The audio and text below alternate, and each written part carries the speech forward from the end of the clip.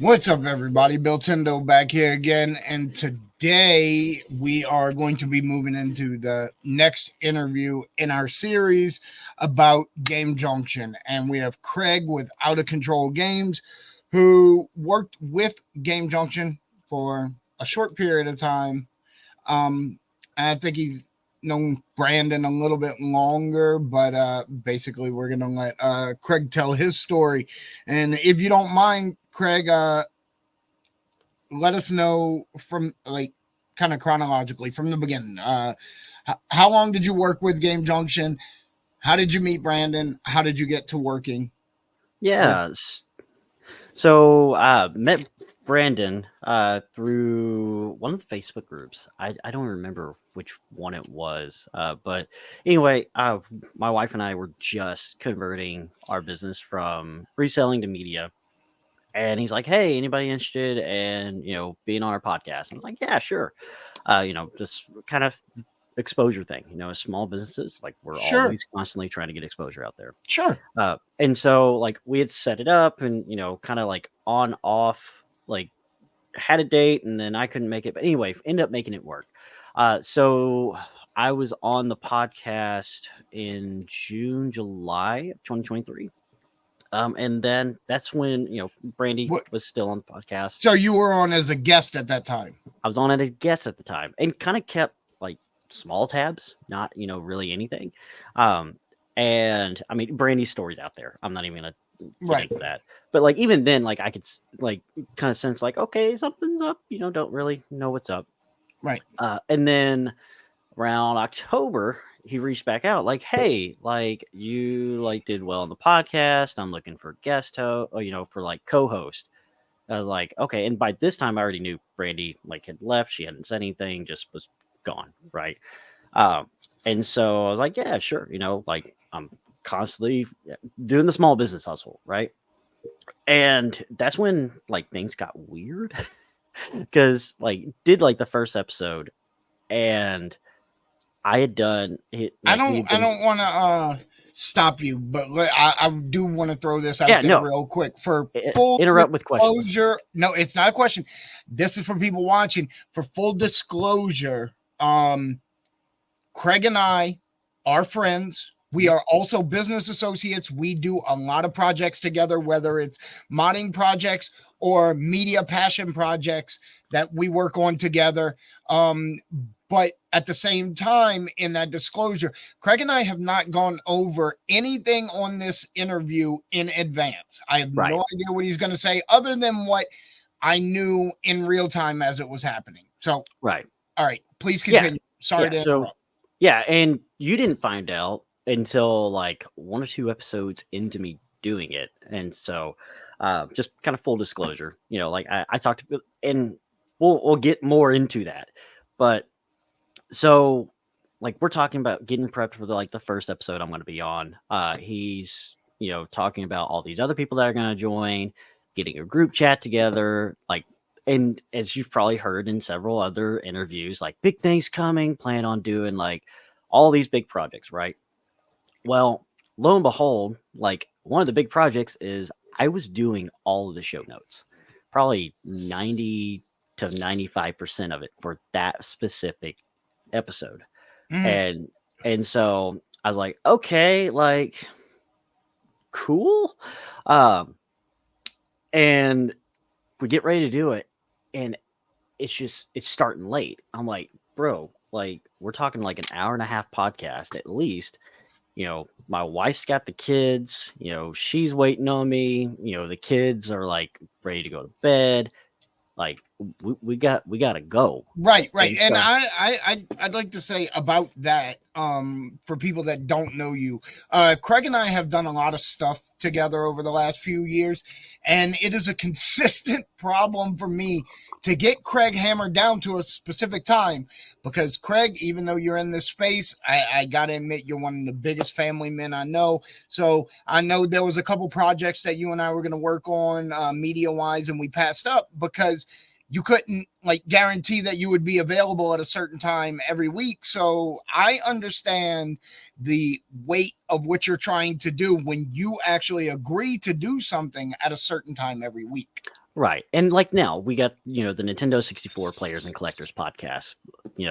Everybody go check that out. Small plug. But like even now, like we still like we're constantly like, hey, this day works for me, this day works for me. Like we try to plan this stuff out in advance because I know like not just my family. I try to take in consideration that you got stuff to do, you got, business Right. to run. Jordan who works with us, he's got, his wife, so it's like, okay, let's try to nail down a time. And my expectation, because I've been doing this a long time, like I'm not YouTube famous. My wife and we used to stream for years prior to making the jump to Twitch. And we set down a time, like the expectation was in every business I've ever worked in, whether it's media or not, you set down a time, your ass better be in the seat 5 to 10 minutes before you go live or before that meeting starts. Right. And so I was coming in with that expectation, like, hey, we're going live at 7 o'clock. And it was like 7:30, and I'm like, okay, bro, like we got to get moving.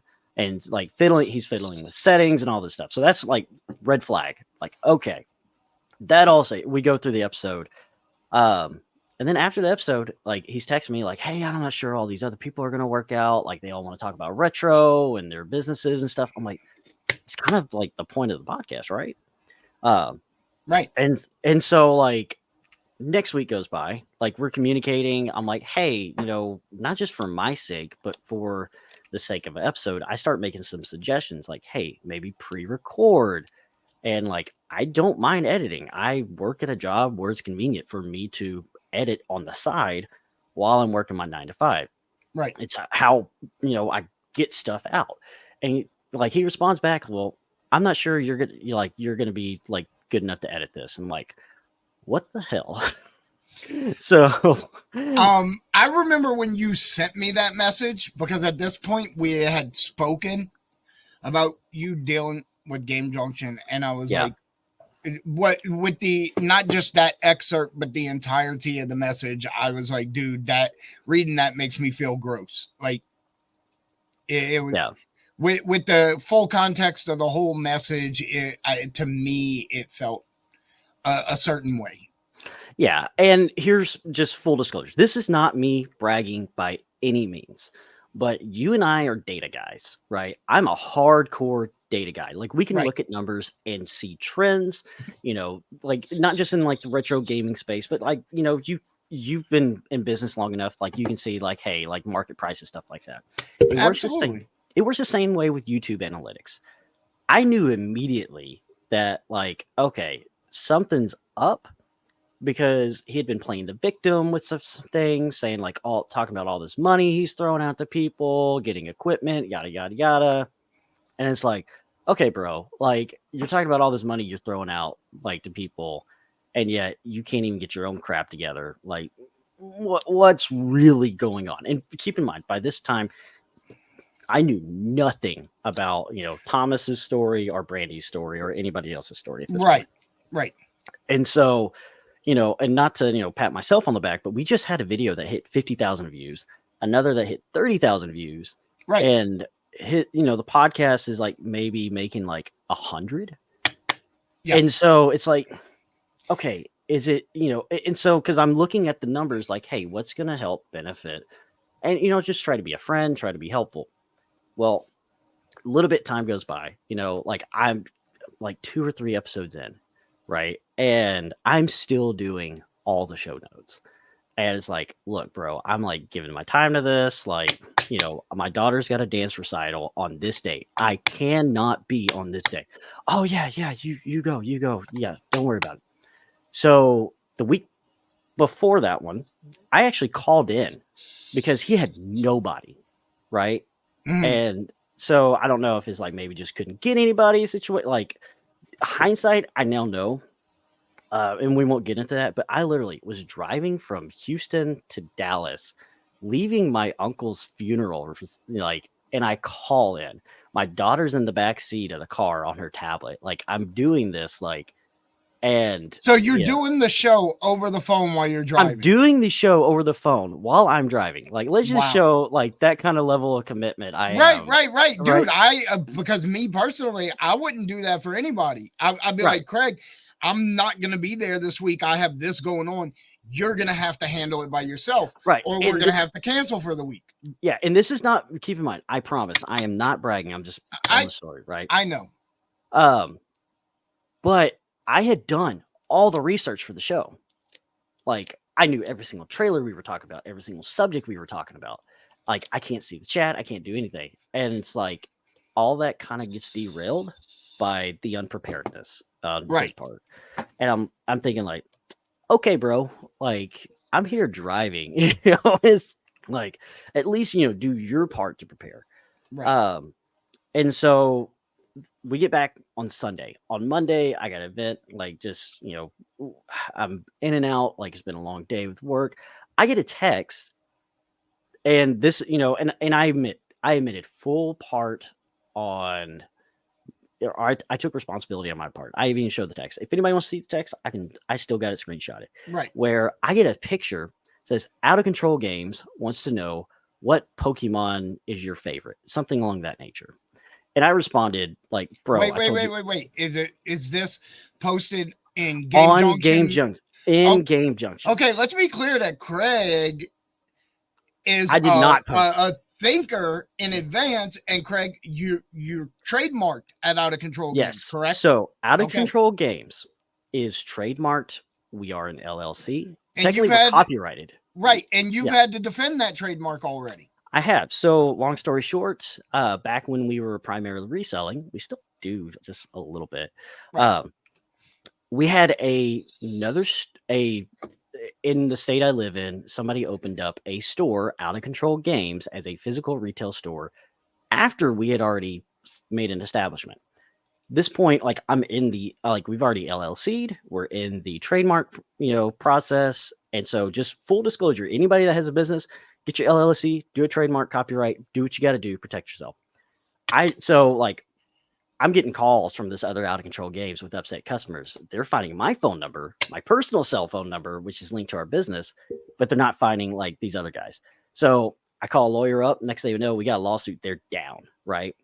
I did that that's not, saying that I'm going to do that to anybody, but like if you use my business name, you got legal grounds, right? You own a business name. It is trademarked and no one can use it without your permission, and you have already successfully defended that trademark in a legal realm. All right. So go back to where you were talking about. Okay. So I get the text of that screenshot by Brandon. Like me thinking like, hey, like my daughter's recital's coming out. I'm like, dude, I told you I couldn't do Sunday. Not really reading fully at the moment. And then like it dawned on me, it's like, hey, I'm sorry, like I snapped at you like that. Like, I totally read that as something else. And then I get like no responses. And I'm talking to my wife that night. I was like, hold up.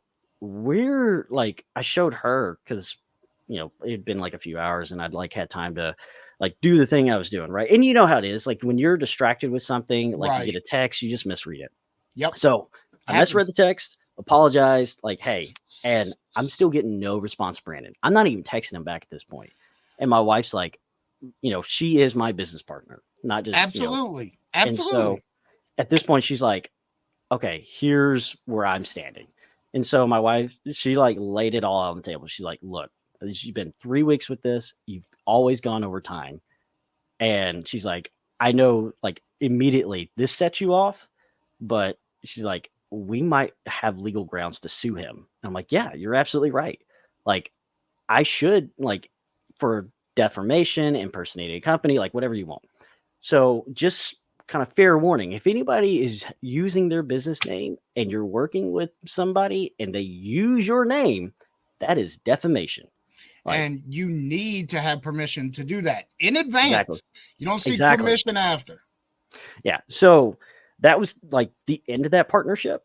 Right. Very quickly. But like all throughout it, like there have been red flags of like, him complaining about other people, talking about other people. Like he never mentioned Brandy or Thomas or anybody prior. It was always the people he was trying to work with. There was always promises of big things coming, big things, like I got all this stuff in the works. And the expectation that I was going to do like all the podcast prep and all that, like I offered to even like host it from my computer. That way, you know, there were no technical glitches or anything like that. And it was it, classic control freak, you know, Mhm. nature. So did you feel it was a situation? How did you feel the situation was as far as how your input was accepted, and if there was a level system where your level was? Uh, Basically, Brandon wanted everything his way. Like there was no way you could suggest anything that would get through to him. And it's like he wanted to be the boss of everything. He wanted everything like you to do all the work. Like around the time I'd thrown out a daily show, and he's like, "Oh man, that's awesome! Why don't you record it and send it to me?" I'm like, "Wait, no, I'm not doing it for you. You know, like I'm gonna do Is that for me." right. That's what is that. Isn't that when we started? The That's when we, yeah, that's when Yeah, we started. we started doing. You and I were doing dailies. You were doing mornings. I was doing afternoons on a Yeah, little project. and Yeah, you know, like maybe that project will come back again. Who knows? yeah. But it, I there's a space for it. yeah, there's definitely a space for it. You know, covering news that people just those articles on Kotaku and all the other that just get scrolled over, right? Right. Which I mean, if somebody beats us to it, cool. Like, have at it. Yeah, You we're know, busy. but the big thing for me was I was sacrificing time with my wife and kids Right. for his ill preparedness. And it's like, bro, like, you know, when my wife tells me like, hey, you could have had that special hug mommy and daddy's give, but you went over, like that was like done. Yeah. You know, it's like all right, we went way for overtime. Like I could actually spend, you know, time with my wife or So with my kids. from I don't know if it was never official, but from joining Game Junction to separation for you was only a couple weeks, right? Like three or Yeah. four, something like Yeah. that. But and there had been talks like a couple of weeks prior to that. And so I know he took a break after Brandy and Thomas left. Uh huh. And I so, yeah, it was kind of like a relaunch in his eyes. Right, but yeah, other people were supposed to be coming on board at that time, and then I guess that didn't happen for various reasons, and you know we don't know about that. We can't speculate on that. You know, in this business, as far as us making content, you know, we things happen. Things happen Yeah. all the time. I mean, you know, I had a phone call the other night right before one of my live shows started, and we're not late, man. We're going on at 9. So like, my partner hit it, and he talked until I got off the phone call, Yeah. and he was by himself for like the first 5 minutes. Last game Onia, it was actually funny to watch. So Put him in a really awkward position when I came in because he didn't know what I was doing. I just messaged him I was going to be late. So let's wrap this back around. Yeah. Also, for disclosure, you and I have done things in the past, and we were working on a project at that time, and it was real loosey goosey because we both have very busy schedules, and I was very surprised that you signed on for a specific time frame. You know, like I said, I know how your time is, how my time is. You know, we work on projects together as we have time, but you know, we can't really. It's hard to schedule something. Yeah.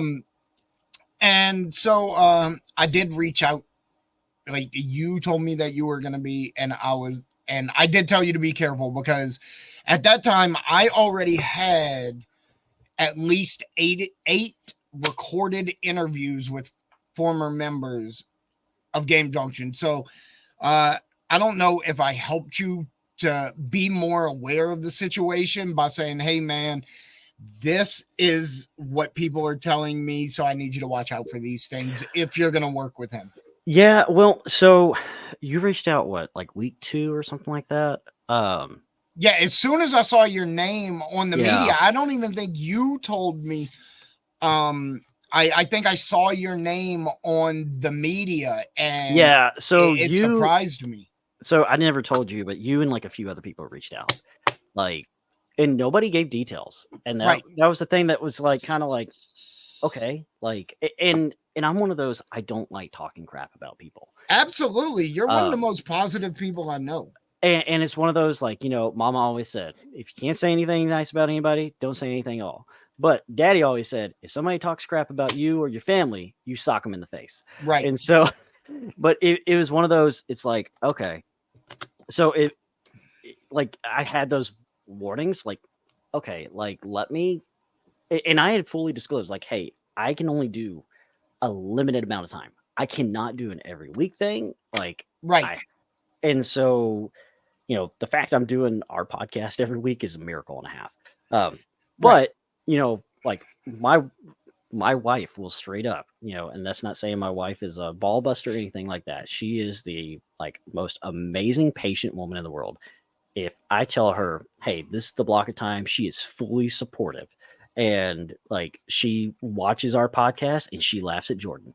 And so um but that said, like she understands like the goal and direction we're going and that we Right. have to do these sort of things to network and outreach. But like if I'm gonna partner with anybody, like you better get your shit together because and that's just kind of the big thing for me is like as soon as like I saw like you're using my company name, I already told Brandon the story about this. And so you would think like So process in the back he of his knew head. in advance that you are very protected Oh yeah. of your Oh yeah. trademarked business name and still used it without Oh permission. yeah, I had already told him about the other out of control games that had gotten shut down.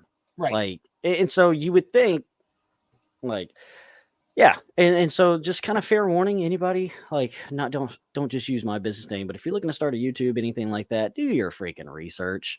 You Yep. know, like whatever you're doing, just do your research. But I mean, ultimately, I wish the best for him. I hope that he, I don't need an apology, but the people that have been hurt, like, I hope that he hopes and that he changes, that he sees not just my interview with you, but all the other people that have spoken out, and like whether he's got to come to Jesus or Well, whatever it takes. as I've said in every one of these, uh, don't don't want to see Brandon destroyed. Right. I don't hate Brandon.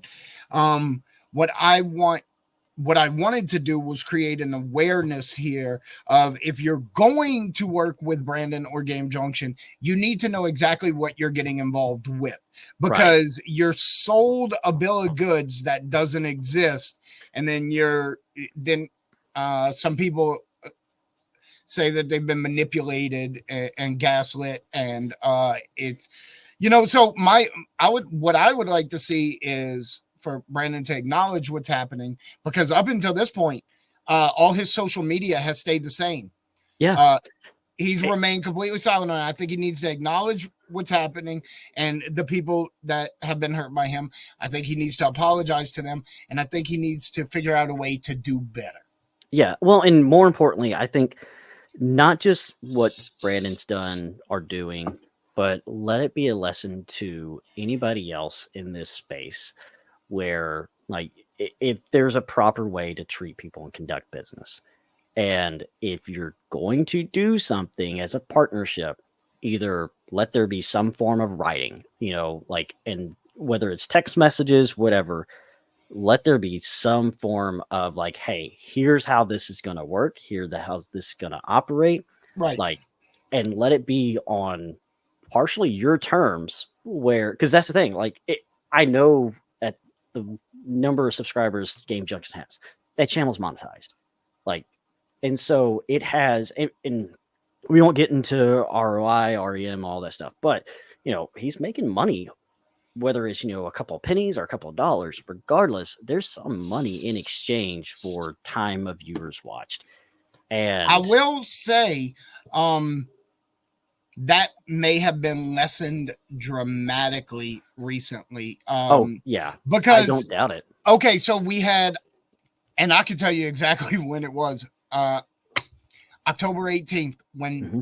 Brandy left, and she took down a lot of her content as she was leaving, but didn't get nearly all of it. And it's remained that way. And when my first video was released the other night, Brandon was messaging me And he's like, oh, I don't use any of her content. And I'm like, dude, I still see it on your YouTube. Yeah. I still see you posting it on TikTok and reposting it because it's your most viewed content and you're getting paid off of her. So just the other night, after the first story went up, after all the kickbacks started, after I think the first interview with Millennial Collector Ohio Thomas, that night someone sent me screenshot the morning after, and basically it was a screenshot showing that Game Junction YouTube had deleted 73 videos overnight for a combined over 1 million views. So, and so I know for a fact, sources you and I have, I knew something was up because I saw on the back end that, and this was before, I had started, like, I could see, like, through, if you do YouTube, you can use vidIQ and you can put competitors.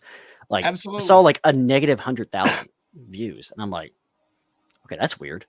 And so, like, oh, well, he probably removed some of Brandy's content. If anybody here remembers years ago, the completionist debacle, not the most recent one with the charity stuff, but the one with one of his old partners left, they requested that, like, hey, can you remove everything I was in? Right. And it's like, that was hundreds of millions of views at that point. Right. And so that's why you got the new Game Plus from Gerard the Completionist, because he went back and redid all of that stuff. And at the time, like, I can, regardless of what's happened, with Gerard recently, like, just don't run a crappy charity. But like, you got to commend the guy for going back and redoing everything and doing the right thing. And because he technically, because he lost a ton of money, but he did technically do the right thing in that situation. Yeah. Whereas Brandon should have immediately removed everything Brandy was in. Yeah. Like, I've spoken to Brandy, and I'm very adamant about not telling her story for her. Yeah. And for people to watching this, every time we say Brandy, we're talking about Gamer Aimer, who is one of the nicest people I've ever met. And she's not a mean or vengeful person. She's very polite all the time. And she's like, okay, the podcast and stuff like that was a collaborative effort, and I'm fine being in that, and that can stay. But all of this solo content that I made, that's not appropriate to keep that up and keep making money off of it. As far as the podcast, because it was a group setting, she's good with that, and that makes sense to me. There's a dividing line there between what you're doing as a group project and what you're doing as a solo project that someone else is benefiting off of and you are not. Right. And it just, I think, if anything, like we've already said, we hope Brandon changes. We hope, like, this becomes a redemption story and not a Titanic, right? Right. But I mean, also too, it's a great lesson in what not to do when it comes to the YouTube space. How not just how business should be conducted, but if you're going to do partnerships and you're going to provide content for another channel, get a contract or something in writing. Like, we have a collective podcast. If you go on podcast, I mean, like, don't expect to get paid from that, unless, like, just don't, like, unless they pay you up front to be on. But, and so many other people have told the stories. Like, I came in after all the convention hoopla, but just that short time was enough to be like, okay, something's up here. Like, I just, if you're going to work, whether it's Brandon Game Junction, unless he, like, changes direction, or if you see those signs of somebody that's, like, super controlling and not willing to give, but no real good explanations, just back off, move on. Right.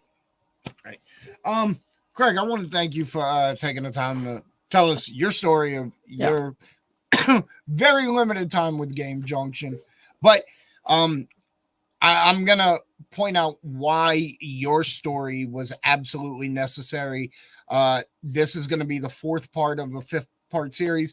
The next thing I'll record will be the wrap-up, and I'll explain why each person that interviewed was absolutely necessary to tell the whole story.